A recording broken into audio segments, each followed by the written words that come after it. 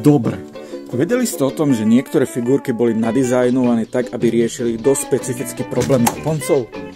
Napríklad tieto sediace figurky, aj keď vypadajú sami o sebe pekné, keď sedia, majú dôvod, prečo sú takto nadizajnované. A to tak, že tieto figurky väčšinou pochádzajú zo série Noodle Stoppers a podľa nás už asi viete, na čo to slúžili. A to na to, že keď spravíte svoj instantný rámen, tak vaše viečko vám nie vždy tesní a uteká vám tak teplý vzduch. Tak tieto figurky majú za úlohu tak, že si ich pekne postavíte na rámen a teraz vám viečko pekne tesne, čiže váš instantný rámen by sa vám mal spraviť rýchlejšie a zároveň to veľmi pekne vypadá. A zároveň vám tá figurka aj pekne stráži ten rámen pred zlodejmi, čiže keďže vieme, že niektorí muži sa žien dosť boja, ale keď zlodej je žena, tak máte smolu, zmizne nám aj figurka, aj ramen. A keďže ste vydržali až do konca, tak máme súťaž, konkrétne o túto figurku.